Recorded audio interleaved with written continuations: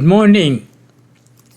હું રમેશ સતારોત આપ સર્વનું અમારી આ ગુજરાતી બાઇબલ રીડિંગ ચેનલ પર સ્વાગત કરીએ છીએ, આવકાર કરીએ છીએ.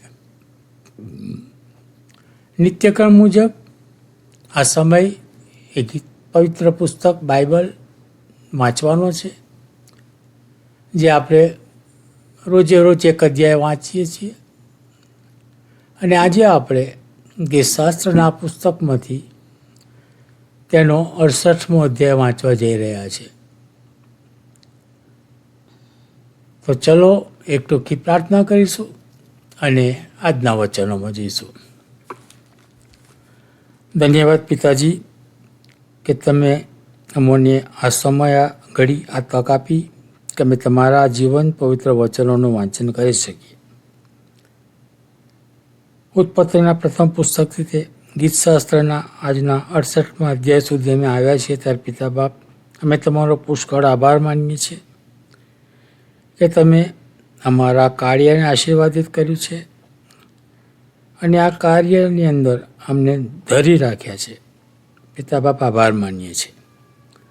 વિનંતી કરીએ, પ્રાર્થના કરીએ કે ઘણા લોકો સુધી આ તમારા પવિત્ર વચનો પહોંચે અને તમારા નામને માનમય મને ગૌરવ મળે.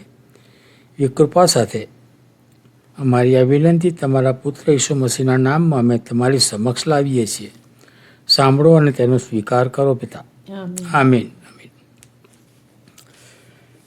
ગીતશાસ્ત્રનું પુસ્તક અને તેનો 68મો અધ્યાય, રાષ્ટ્રનું વિજયગાન. ઈશ્વર ઉઠો, તેમના શત્રુઓ વિખેરાઈ જાઓ અને તેમના દ્વેષીઓ તેમની સમ્મુખથી નાસી જાઓ. ધુમાડાની જેમ તેઓને ઉડાવી નાખો. જેમ અગ્નિ આગળ મીણ પીગળી જાય છે, તેમ દુષ્ટો ઈશ્વરની આગળ નાશ પામો. પણ ન્યાયીઓ આનંદ કરો, તેઓ ઈશ્વરની સમ્મુખ હર્ષિત થાઓ. હા, તેઓ બહુ આનંદ કરો. ઈશ્વરની આગળ ગાઓ, તેમના નામના સ્તોત્ર ગાઓ. જે અરણ્યમાં થઈને સવારી કરે છે, તેમને માટે સડક બાંધો.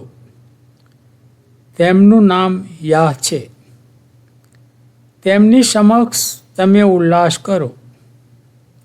અનાથોના પિતા અને વિધવાઓના ન્યાયાધીશ એવા ઈશ્વર પોતાના પવિત્ર સ્થાનમાં છે. ઈશ્વર એકાકી માણસને કુટુંબવાળા બનાવે છે. તે બંદીવાનોને છોડાવીને સમૃદ્ધિવાન કરે છે, પણ બંડખોરો સૂકા ઉજ્જડ દેશમાં રહે છે. હે ઈશ્વર, જ્યારે તમે તમારા લોકોની આગળ ચાલ્યા, જ્યારે અરણ્યમાં થઈને તમે કૂચ કરી, શેલા, ત્યારે પૃથ્વી કંપી. વળી ઈશ્વરની આગળ આકાશમાંથી વરસાદ પડ્યો. ઈશ્વર, ઇઝરાયલના ઈશ્વરની આગળ સિનાઈ પર્વત કાપ્યો. હે ઈશ્વર, તમે પુષ્કળ વરસાદ મોકલ્યો. તમારું વતન બેહોશ થયું હતું, ત્યારે તમે તેને તાજું કર્યું.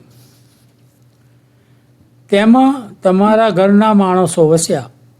હે ઈશ્વર, તમે દુઃખીઓના ઉપર ઉપકાર કરીને તેમની ભૂખ ભાંગી.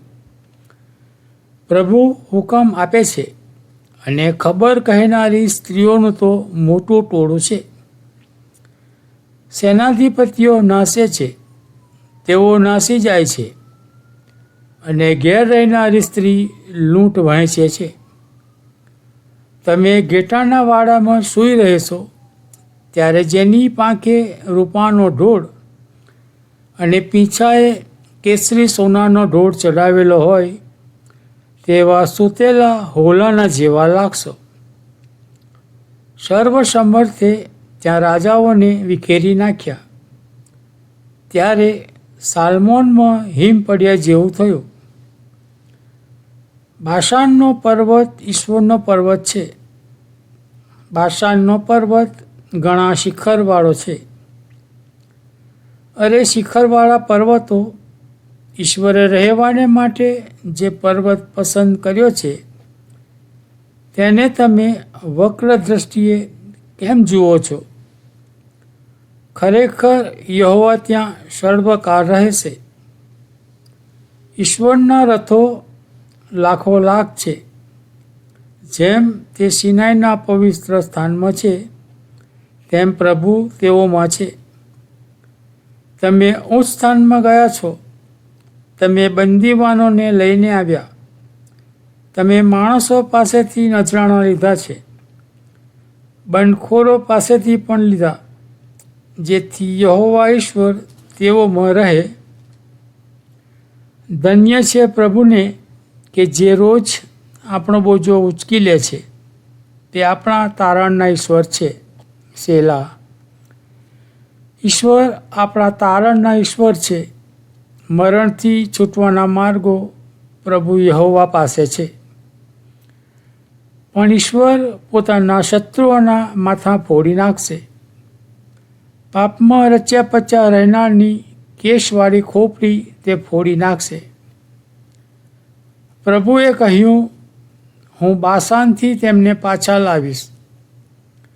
હું સમુદ્રના ઊંડાણોમાંથી તેમને પાછા લાવીશ, જેથી તું તારો પગ શત્રુઓના રક્તમાં બોળે અને તારા કૂતરાઓની જીભને તેઓનું ભક્ષ મળે. હે ઈશ્વર, તેઓએ તમારી સવારી જોઈ છે. મારા ઈશ્વર, મારા રાજાના પવિત્ર સ્થાનમાં જનારી સવારી તેઓએ જોઈ છે. આગળ ગાયકો ચાલતા હતા, પછવાડે વાજા વગાડનારા ચાલતા હતા, અને તેઓની વચમાં ડફ વગાડનારી કન્યાઓ ચાલતી હતી. હે મંડળો, તમે ઈશ્વરની સ્તુતિ કરો. ઇઝરાયેલના સંતાનો, તમે પ્રભુની સ્તુતિ કરો. ત્યાં તેઓનો અધિકારી નાનો બિન્યામીન છે. યહૂદાના સરદારો અને તેઓની સભા, જબુલોનના સરદારો અને નપ્તાલીના સરદારો પણ ત્યાં છે.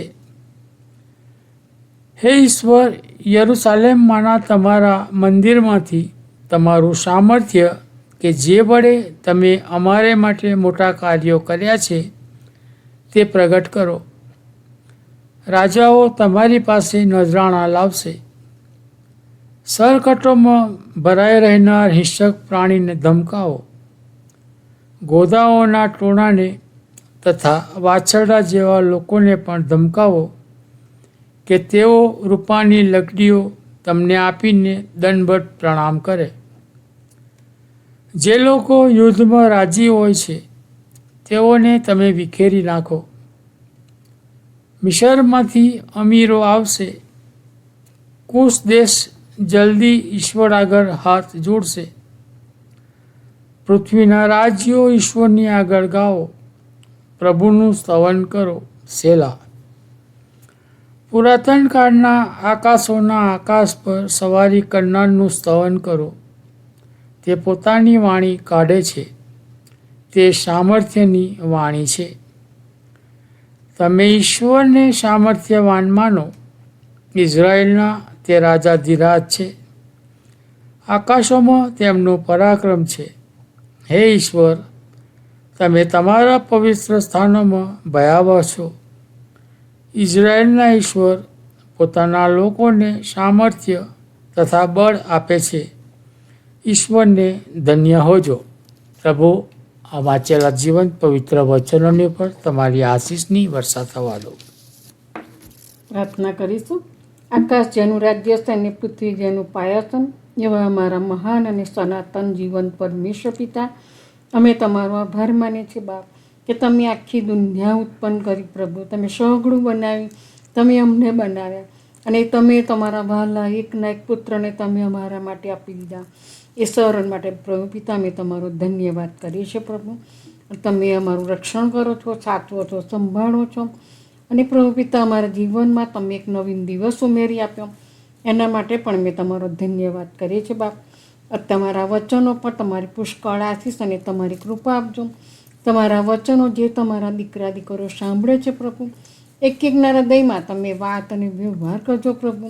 એમના કાનને તમે ખુલ્લું કરજો પ્રભુ, અને એ વચનો સમજી શકે માટે પ્રભુ તમને જ્ઞાન બુદ્ધિ અને ડાપણથી ભરજો, અને એ લોકોને પુષ્કળ આશીષ અને તમારી કૃપાથી ભરજો પ્રભુ.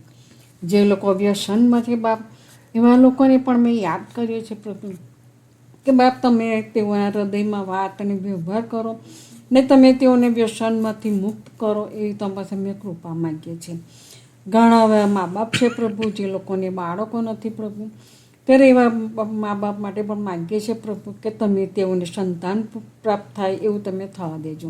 જે લોકોને પ્રભુ પાત્ર નથી, પાત્રની શોધમાં છે પ્રભુ, ત્યારે બાપ તમે તો કોપ કરી ધીમે અને દયા કરવાની એવા ઉતાવળા પ્રભુ છો.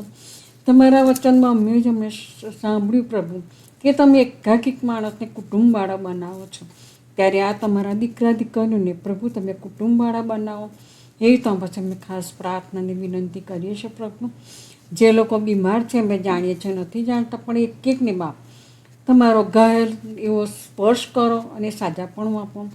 જે ઘરમાં મરણે પ્રવેશ કર્યો હોય એ દુઃખિત પરિવારને પણ તમે દિલાસો આપજો. વાલાઓના જવાથી પ્રભુ જે પ્રભુ એમને ખોટ છે પ્રભુ, ત્યારે બાપ તમે તેમના આંસુ તમે લો છો, અને જે કંઈ જરૂરિયાત હોય પ્રભુ તમારા ખુદ ભંડારમાંથી તમે તેઓને પૂરું પાડો.